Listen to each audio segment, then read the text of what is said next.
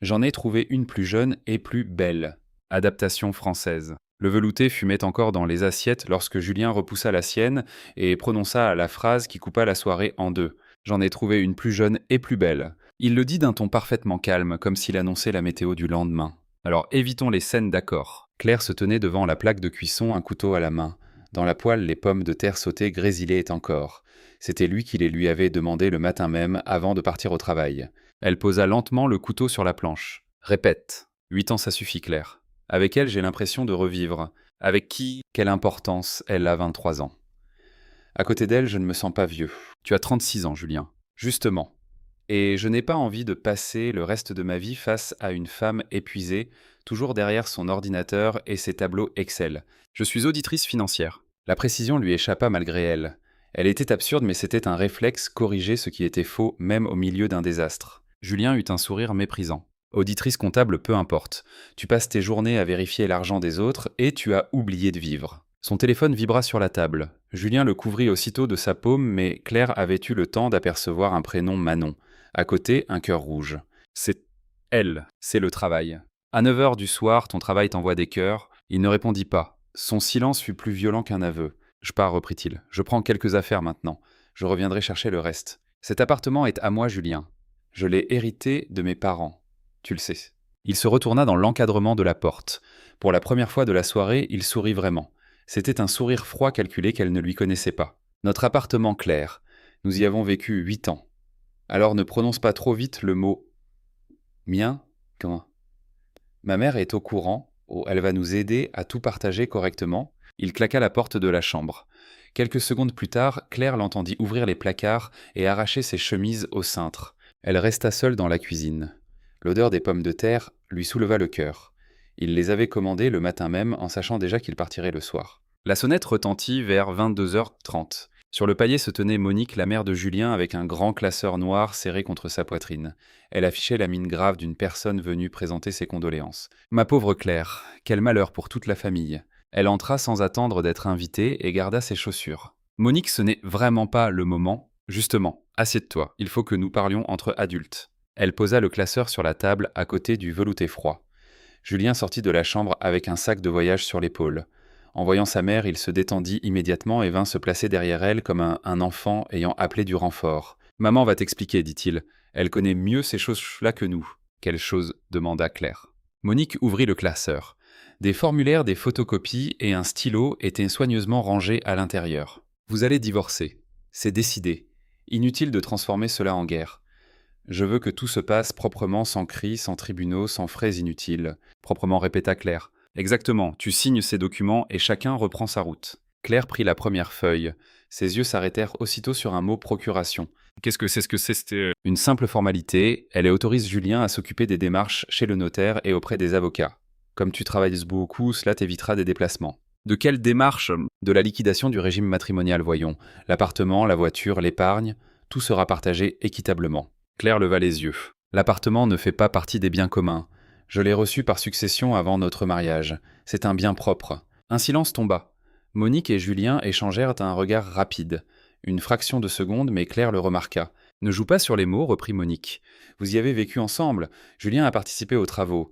Il a forcément des droits. Les travaux ont été payés avec mon salaire et l'argent laissé par mes parents. Tu compliques tout. Signe et n'en parlons plus. Mon fils a déjà assez souffert. Souffert, pauvre Julien. » Il fit un pas en avant. « Ne sois pas sarcastique. On te propose un accord raisonnable. Si tu refuses, ce sera plus désagréable. Une menace. » Il haussa les épaules. « Maman connaît du monde.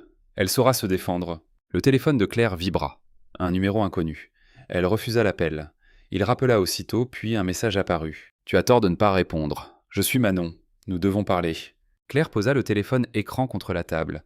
Elle sentit son cœur accélérer, mais son visage resta impassible. 12 années d'audit lui avaient appris à ne jamais montrer à un interlocuteur qu'elle venait de découvrir une anomalie. « C'est elle ?» demanda Julien avec une inquiétude mal dissimulée. Manon donc. 23 ans. La fameuse plus jeune et plus belle. Monique pinça les lèvres. « Ne mêle pas cet enfant à votre problème, elle est nièce pour rien. Cet enfant couche avec un homme marié et vient de m'écrire. » Signe coupa Monique. « Libère-nous tous de ce cirque. » Claire prit le stylo. Tous les regards se fixèrent sur sa main. Puis, elle reposa le stylo. « Je lis des contrats depuis 12 ans. Je ne signe jamais sans vérifier chaque ligne. Laissez le dossier. Je vais l'étudier. Monique comprit qu'elle n'obtiendrait rien ce soir. Elle referma son sac à main d'un geste sec. Très bien, réfléchis. Mais pas trop longtemps. Julien ne peut pas vivre éternellement chez les autres. Chez les autres, il part chez Manon. Qu'il vive chez elle. Son studio est ce petit marmonna Julien. Cette phrase en disait plus que tout le reste. La jeune femme était belle, mais n'avait pas de logement convenable. Leur projet reposait donc bien sur l'appartement de Claire. Monique laissa le classeur sur la table. « Je repasserai demain avec quelqu'un. Peut-être comprendras-tu alors que nous ne plaisantons pas.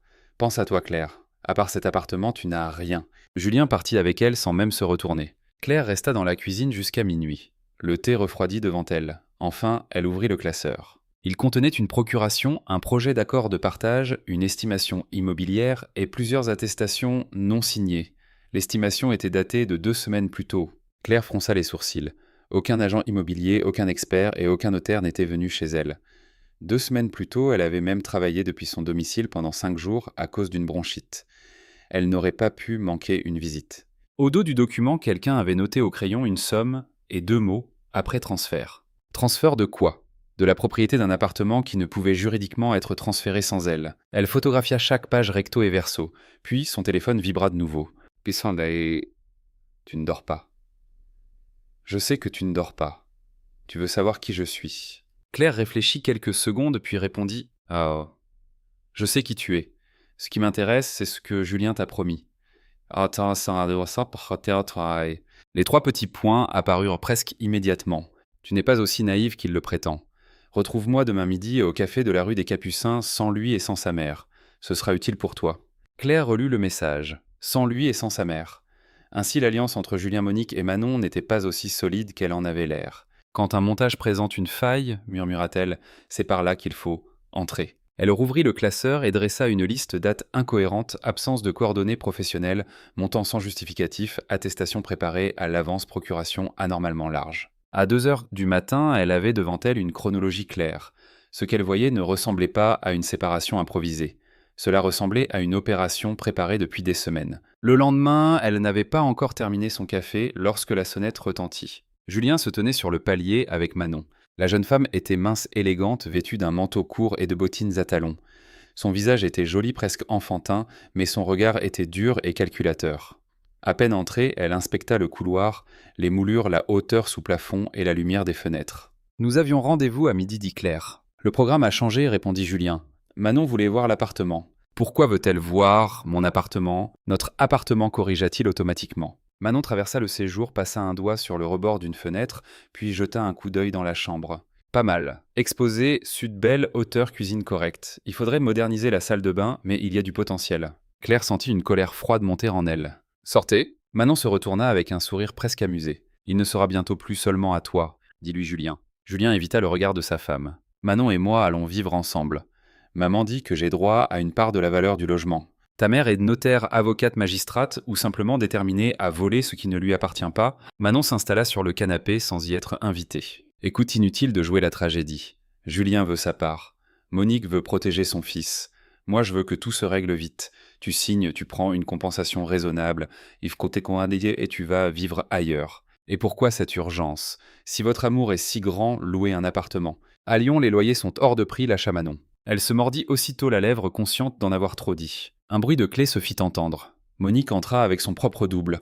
En découvrant Manon dans le salon, son visage se décomposa. « Qu'est-ce que tu fais ici ? » ?»« Je visite mon futur appartement. »« Ce n'était pas prévu, » répondit Monique entre ses dents. « Julien, je t'avais dit de venir sans elle. » Claire observa les 2 femmes.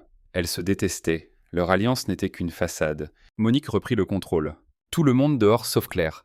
J'ai à lui parler seul à seul. Je ne suis plus votre belle-fille. Pas encore officiellement. Julien emmène Manon. » En passant près de Claire, Manon glissa discrètement un papier dans la poche de son gilet et murmura « Ne lui fais pas confiance. Elle te trahira avant moi. Appelle-moi. » Lorsque la porte se referma, Monique verrouilla et abandonna son ton maternel. « Écoute-moi attentivement. Cette fille est une opportuniste. Elle disparaîtra dès qu'elle aura obtenu ce qu'elle veut. Toi, tu signes une reconnaissance de droit au profit de Julien. En échange, je m'assure que Manon ne touche jamais un centime. La moitié restera dans la famille. » « Quelle famille ? » ?»« Toi, Julien et moi. Je te propose une alliance. » Claire faillit sourire. La maîtresse lui proposait une alliance contre la belle-mère. La belle-mère lui proposait maintenant une alliance contre la maîtresse. Toutes deux voulaient pourtant la même chose, son appartement. Et qu'est-ce que j'y gagne? Monique crut qu'elle hésitait. La tranquillité, je retire les autres demandes. Nous faisons en sorte que tu récupères un peu plus d'épargne et Julien reçoit une part du logement. Ensuite, Manon sera écartée. Et si je ne donne rien, l'appartement est un bien propre. Monique soupira comme si elle parlait à une enfant bornée. Le droit, ce sont des documents. Et les documents, ça se prépare. J'ai une estimation montrant l'augmentation de valeur liée aux travaux communs. J'aurai des attestations de voisins certifiant que Julien a financé la rénovation. Des factures peuvent se retrouver. Des témoins aussi.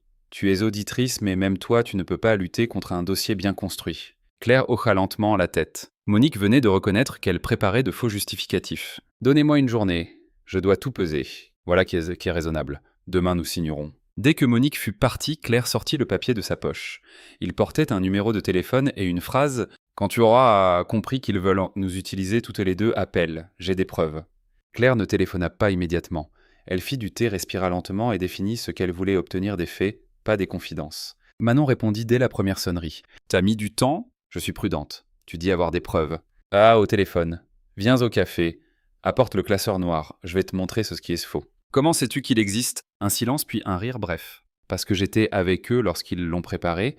La moitié des pièces est bidon. » Claire, mise en manteau, prit le classeur et activa l'enregistreur de son téléphone. Par habitude professionnelle, elle conservait toujours une trace des réunions sensibles. Le café de la rue des Capucins était presque vide. Manon l'attendait près de la vitre devant un cappuccino intact. Sans son sourire provocateur, elle paraissait plus âgée, plus tendue. « Donne-moi le classeur. » Claire le posa sur la table sans lâcher sa main. « D'abord explique-moi pourquoi tu m'aides. Tu es jeune jolie. Pourquoi t'encombrer d'un homme marié, endetté et dirigé par sa mère ?» Manon eut un rire amer. Qui t'a dit que c'était lui qui m'intéressait? Alors quoi? L'appartement? Elle le dit sans honte. Soyons honnêtes. Toi, tu veux le garder parce qu'il est à toi. Moi, je croyais qu'il était à lui. Monique m'a affirmé que son fils possédait un grand appartement à la Croix-Rousse, que sa femme finirait par partir et qu'après le divorce, j'y vivrais avec Julien. J'ai cru à cette histoire. Claire retira sa main du classeur. Monique t'a présenté le logement comme la propriété de Julien, mot pour mot. Elle disait « Claire n'a rien, elle s'accroche seulement à mon fils. Dès qu'elle signera l'appartement, reviendra à Julien. »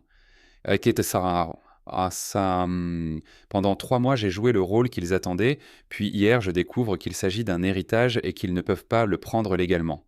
En réalité, ils m'ont utilisé pour pousser Julien à partir. Une fois les papiers signés, Monique aurait trouvé un moyen de me chasser aussi. Nous sommes donc 2 variables dans son plan. Exactement, toi pour le logement, moi pour le déclic. Mais je déteste qu'on me manipule. Manon ouvrit le classeur et en sortit 2 feuilles. Cette estimation est fausse. Aucun expert n'est venu. Monique a récupéré un modèle par l'intermédiaire d'une connaissance. Il n'y a ni numéro de dossier vérifiable ni coordonnées complètes du cabinet. Elle désigna ensuite une déclaration selon laquelle Julien aurait investi 45 000 € dans les travaux. Ce montant est inventé. Je les ai entendus le choisir autour de la table de cuisine. Julien voulait écrire 30 000.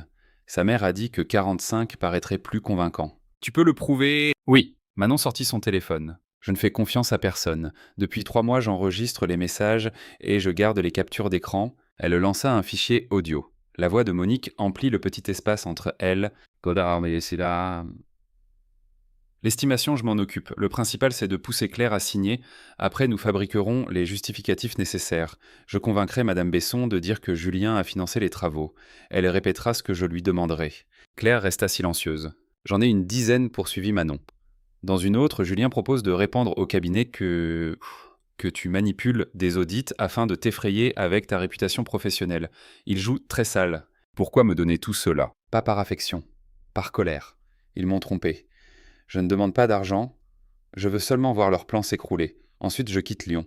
J'en ai assez de leurs promesses. Elle transféra les fichiers enregistrements, vocaux, captures de messages, photographies des formulaires vierges et échanges entre Julien et sa mère. Voilà, à toi de jouer. Elle se leva puis s'arrêta. Julien ne te méritait pas. C'est un homme faible qui se cache derrière sa mère.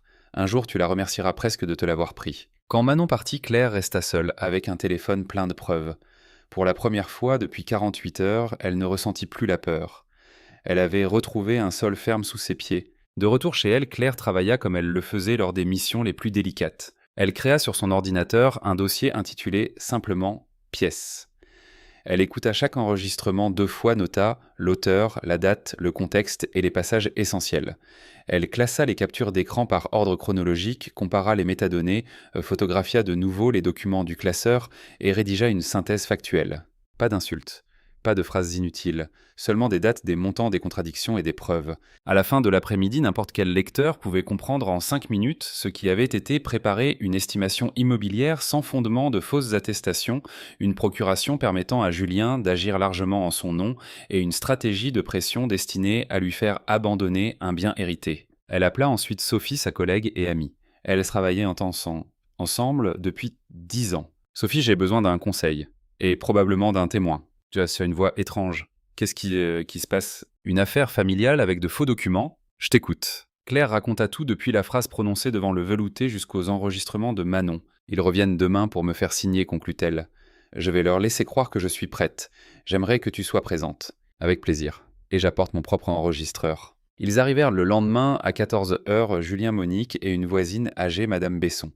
C'était une petite femme au manteau trop grand qui regardait le sol avec embarras. Monique affichait de nouveau son sourire bienveillant. « Bonjour ma chérie. Madame Besson a accepté de confirmer que Julien a participé aux travaux. Ainsi tu verras que nous ne réclamons rien d'injuste. »« Oui, il a participé, murmura la voisine. »« À quoi exactement ?» demanda Claire. Madame Besson hésita. « Eh bien, aux travaux. Monique m'avait expliqué qu'il avait payé. » À cet instant, Sophie sortit de la cuisine. Tailleur sombre, cheveux attachés, dossier sous le bras. « Bonjour, je m'appelle Sophie Martin. Je suis auditrice financière et collègue de Claire.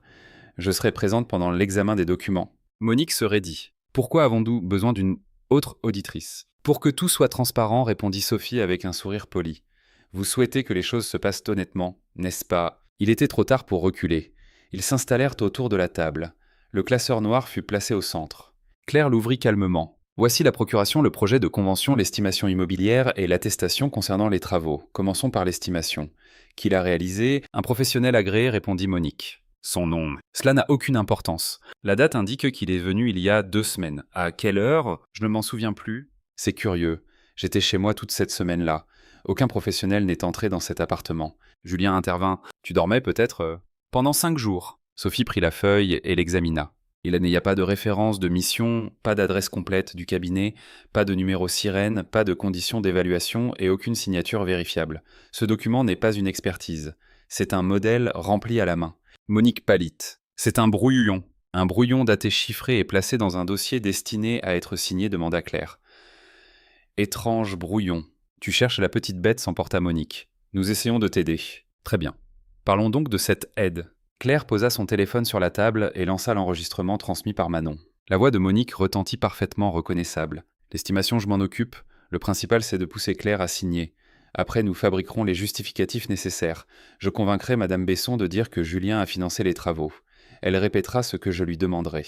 Le silence devint total. Madame Besson releva brusquement la tête. C'est de moi que tu parles. Il faut replacer cela dans son contexte, balbutia Monique. Tu dis que je répéterai ce que tu me demandes.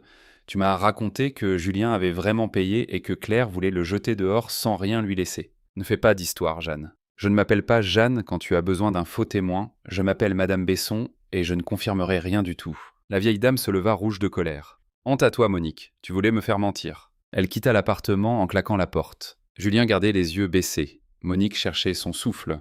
D'où vient cet enregistrement? Demanda-t-elle enfin. Ce n'est pas la question, répondit Claire. La question est de savoir combien il en existe. Sophie posa une seconde feuille devant eux. Voici également des captures de messages. Claire, veux-tu les lire? Claire prit la page. Message de Julien à sa mère. Quand on aura fait signer Claire, on mettra l'appartement à mon nom. On vendra et on partagera. Réponse de Monique. Ne donne rien à Manon. On s'en sert pour qu'il quitte sa femme, puis on la met dehors. Julien releva enfin la tête. Maman, tu voulais aussi écarter Manon, tu m'avais dit qu'on vivrait ensemble après le divorce. Taille-toi, Julien. Non. Tu m'as présenté Manon. Tu m'as répété qu'elle était parfaite pour moi. Tu as tout organisé uniquement pour me faire partir de chez Claire. Monique perdit le contrôle. Je voulais te sauver, imbécile, tu n'aurais jamais eu le courage de quitter cette femme. Manon devait te donner l'impulsion. Après la vente, tu aurais eu de l'argent et tu aurais trouvé quelqu'un de convenable. Tu as détruit mon mariage pour de l'argent. Ton mariage était mort depuis longtemps. Sans moi, tu serais encore ici à obéir à Claire. Ils se mirent à se disputer au-dessus des documents qu'ils avaient eux-mêmes préparés. Claire et Sophie n'eurent rien à ajouter. Le mécanisme se démontait tout seul. Claire leva la main. Cela suffit. Ils se turent essoufflés. Écoutez-moi attentivement. Cet appartement est un bien propre reçu par succession. Dans le régime légal français, il n'entre pas dans la communauté. Julien pourrait éventuellement réclamer une créance s'il prouvait que des fonds communs ont financé des travaux précis. Or, vous n'avez ni facture, ni virement, ni contrat. Vous avez donc décidé de fabriquer un dossier. Elle posa sa synthèse sur la table. Voici la chronologie complète, les dates, les messages, les enregistrements, les photographies, des formulaires et les incohérences. J'en conserve un exemplaire, Sophie en possède un autre, un troisième sera remis à mon avocate. Monique se redressa. C'est du chantage. Non.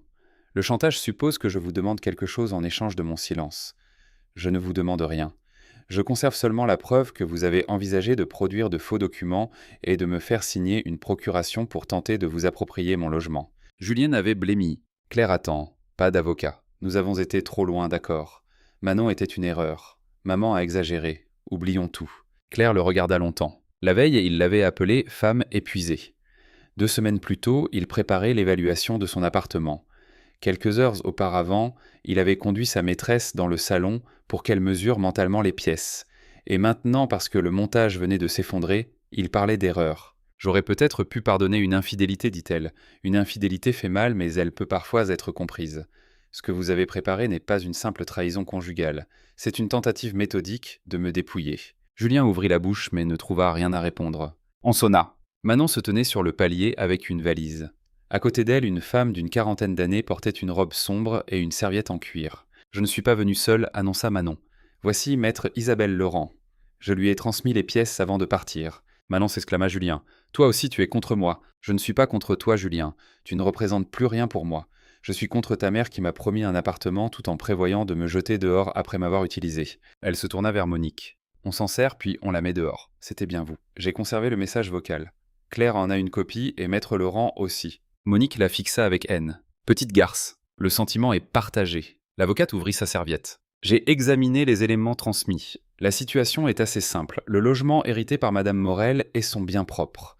Les documents que vous avez préparés ne vous donnent aucun droit réel sur cet appartement. En revanche, la fabrication ou l'utilisation de fausses attestations, l'usage d'un document d'évaluation mensonger et les manœuvres destinées à obtenir une signature peuvent avoir des conséquences sérieuses. Monique ne répondit plus. Mon conseil poursuivi, maître Laurent, est très clair. Reprenez vos papiers, cessez, toute pression, restituez. Les doubles des clés et passez désormais par des avocats pour le divorce. Tant que les faits ne vont pas plus loin, il est encore possible de régler la séparation civilement. Le silence s'installa. Claire se sentit soudain légère. Elle n'éprouvait ni triomphe ni vengeance.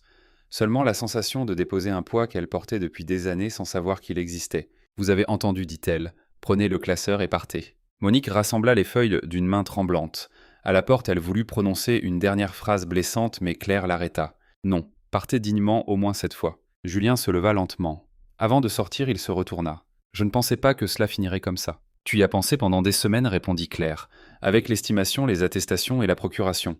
Tu ne pensais simplement pas que je comprendrais. Claire, la clé. Il fouilla dans sa poche, sortit le trousseau et posa le double sur la console de l'entrée. Et celui de ta mère. Monique serra les lèvres mais déposa à son tour sa clé. Le métal tinta sur le meuble. Ce bruit bref eut quelque chose de définitif. Au revoir, dit Claire. Elle referma la porte et tourna la serrure 2 fois. Dans la cuisine, Sophie, Manon et maître Laurent restèrent silencieuses quelques secondes. Puis Manon eut un sourire fatigué. « Eh bien, madame la propriétaire, félicitations. Vous avez tenu bon. » Elles burent du thé pendant près d'1 heure. L'avocate expliqua à Claire les précautions à prendre, faire changer le cylindre de la serrure, conserver l'acte de succession, sécuriser les copies numériques. Communiquer uniquement par écrit et confier la procédure de divorce à un avocat distinct. « Tu pars vraiment, demanda Claire à Manon. Ce soir, je vais chez ma sœur à Montpellier. Il faut que je trouve un vrai travail et que j'arrête de vivre dans les appartements et les promesses des autres. Merci. Sans tes enregistrements, cela aurait pris beaucoup plus de temps. » Manon haussa les épaules. « Je ne l'ai pas fait uniquement pour toi. » Elle réfléchit puis ajouta. « Peut-être un peu. Tu es la seule personne de cette histoire qui s'est comportée correctement, même avec moi. Tu ne m'as pas insulté, tu ne m'as pas frappé. Tu as simplement aligné les faits. Oh, j'aimerais savoir faire ça. » Elle prit sa valise. « Vis tranquillement, Claire. Et ne laisse plus entrer chez toi les gens qui regardent tes mètres carrés au lieu de te regarder toi. » Lorsque Manon partit de l'appartement, redevint silencieux. Mais ce silence n'avait plus rien d'oppressant. Il était propre, paisible, entièrement à elle. Les semaines suivantes furent occupées par le divorce. Julien tenta d'abord de négocier directement, puis il comprit que toute communication passerait par les avocats. Sans les faux documents et sans sa mère pour intimider Claire, ses prétentions se réduisirent à ce qu'elles étaient réellement presque rien. La voiture achetée pendant le mariage fut vendue et le solde partagé. Les comptes communs furent clôturés. Julien récupéra ses vêtements, quelques meubles et ses affaires personnelles lors d'un rendez-vous encadré. L'appartement, lui, ne bougea pas d'un millimètre. Monique ne revint jamais. Elle envoya 2 lettres menaçantes, puis cessa lorsqu'elle reçut une réponse officielle de Maître Laurent, rappelant que tous les échanges étaient archivés. Claire changea les serrures, repeignit l'entrée et remplaça le vieux canapé choisi par Julien. Elle garda la table de cuisine. Elle voulait se souvenir non de l'humiliation, mais de la minute où elle avait compris qu'elle n'était pas sans défense. Au travail, quelque chose changea également. Pendant des années, Claire avait été irréprochable, mais discrète. Elle laissait d'autres personnes présenter ses analyses, négocier ses honoraires et recevoir les félicitations. Après cette affaire, elle cessa de minimiser ce qu'elle savait faire. Elle accepta une mission complexe qu'elle aurait autrefois refusé l'audit d'un groupe familial confronté à des soupçons de détournement interne. Pendant 6 semaines, elle reconstitua les flux financiers, identifia les factures fictives et présenta ses conclusions devant le conseil d'administration. Son rapport évita à l'entreprise une perte considérable. Une seconde mission suivit, puis une troisième. Les associés commencèrent à lui confier les clients les plus sensibles. Claire n'élevait jamais la voix. Elle posait les documents sur la table, déroulait les faits et laissait les incohérences parler. 6 mois après le départ de Julien, les dirigeants du cabinet lui proposèrent de devenir associé. Le jour où son nom apparut sur la porte de son propre bureau, elle resta quelques secondes dans le couloir de l'immeuble de l'appart-dieu. Sur la plaque neuve, on pouvait lire « Claire Morel associée, audit et investigation financière ». Elle passa le bout des doigts sur les lettres. Son salaire avait augmenté, bien sûr. Mais ce n'était pas cela qui comptait le plus. Elle avait acquis une confiance qui ne pouvait ni s'hériter ni s'acheter. Elle se gagnait le jour où l'on traversait le feu, sans accepter de disparaître. Un soir de novembre, Claire quitta Tartrende le cabinet. Une pluie fine tombait sur Lyon. Elle prit le métro jusqu'à la Croix-Rousse, acheta du pain et du fromage chez l'épicier encore ouvert, puis rentra dans son appartement lumineux. Plus personne ne déplaçait ses affaires. Plus personne n'entrait avec un double de clés. Plus personne ne jugeait la poussière sur ses fenêtres ou la valeur de ses pièces. Elle venait de poser son sac lorsque la sonnette retentit. Claire regarda dans le Judas et se figea. Julien se tenait sur le palier. Il avait maigri. Son vieux blouson datait des premières années de leur mariage. Dans sa main, il tenait un bouquet modeste acheté à la hâte près d'une station de métro. Claire entr'ouvrit la porte en gardant la chaîne de sécurité. Qu'est-ce que tu veux ? Salut Claire. Parle. Je peux entrer Non. Il changea d'appui embarrassé. J'ai appris pour toi. On m'a dit que tu étais devenu associé, que tu avais beaucoup de responsabilités maintenant. Je suis content. Vraiment. Merci. C'est tout, Non. Il avala difficilement sa salive. Je me suis trompé. Manon est partie. Elle a disparu à Montpellier et ne répond plus. Avec ma mère, nous nous sommes disputés. Je ne la vois presque plus. Et au travail, j'ai été licencié. Je loue une chambre chez un collègue. Claire attendit la suite. J'ai compris que personne ne m'a jamais aimé comme toi. On pourrait recommencer. J'ai changé, je te le jure. Il y a 6 mois, j'étais une femme fatiguée derrière un ordinateur. Ne recommence pas avec ça. J'étais stupide. Et maintenant que je suis associé, tu te souviens soudain que tu m'aimes. Ce n'est pas pour ça. Bien sûr que non. C'est seulement une coïncidence. Il fit un pas vers la porte. Claire, je suis sérieux. Donne-moi une chance. Elle observa le bouquet, ses yeux suppliants et son blouson usé. Elle ne ressentait ni douleur ni satisfaction. Seulement un étonnement calme, comment avait-elle pu vivre 8 ans à côté d'un homme pareil sans voir sa faiblesse ? Tu sais ce qui est vraiment étonnant, demanda-t-elle. Il y a 6 mois tu es venu ici pour prendre mon appartement. Tu as amené ta maîtresse pour qu'elle inspecte les pièces. Tu as laissé ta mère préparer de faux documents et manipuler une vieille voisine. Aujourd'hui tu arrives avec un bouquet à 12 € et tu prononces le mot « amour ». J'ai changé ? Les gens changent rarement aussi vite. Les circonstances, elles ont changé. Il y a 6 mois, tu avais une jeune femme, un projet de vente et l'impression que tu allais toucher de l'argent. Aujourd'hui, tu n'as plus rien de tout cela. Voilà l'origine de ton amour retrouvé. Tu es injuste ? Non. Pour la première fois, je suis exact. Il tendit le bouquet à travers l'ouverture. Prends, prononce les fleurs. Claire repoussa doucement sa main. Offre-les à quelqu'un qui te croira. Moi, je ne te crois plus. Claire, s'il te plaît, rentre chez toi, Julien, dans ta chambre louée. Et ne reviens plus ici. Elle referma la porte et tourna la serrure 2 fois. Julien resta quelques instants dans le couloir, puis ses pas s'éloignèrent lentement dans l'escalier. Un bruit sourd retentit plus bas, le bouquet venait probablement de tomber sur une marche. Claire retourna dans la cuisine. 6 mois plus tôt, un velouté froid y avait attendu toute une nuit. Monique y avait étalé ses faux documents. Julien y avait expliqué que Claire n'était plus assez jeune ni assez belle. À présent, la pièce sentait le café fraîchement moulu et les crêpes qu'elle préparait parfois pour elle seule, sans se demander si quelqu'un les trouverait trop épaisses ou pas assez sucrées. Elle s'approcha de la fenêtre. Dans la cour, la silhouette voûtée de Julien s'éloignait sous la pluie. Il ne se retourna pas. Claire non plus ne resta pas à le regarder. Sur la table l'attendait le dossier d'une nouvelle mission. Le lendemain, elle devait rencontrer un client important au sujet d'une enquête financière internationale. Elle ouvrit son ordinateur et se servit d'une tasse de café. Son téléphone vibra. Un message de Sophie, prête pour demain, madame l'associée. Claire sourit et répondit, plus prête que jamais. Derrière les vitres, les lumières du soir s'allumaient sur les pentes de la Croix-Rousse. Dans cette cuisine où un homme lui avait autrefois annoncé qu'elle n'était ni assez jeune, ni assez belle, se tenait désormais une femme qui ne laisserait plus jamais personne décider de sa valeur. Et sa valeur, elle l'avait enfin compris, était immense.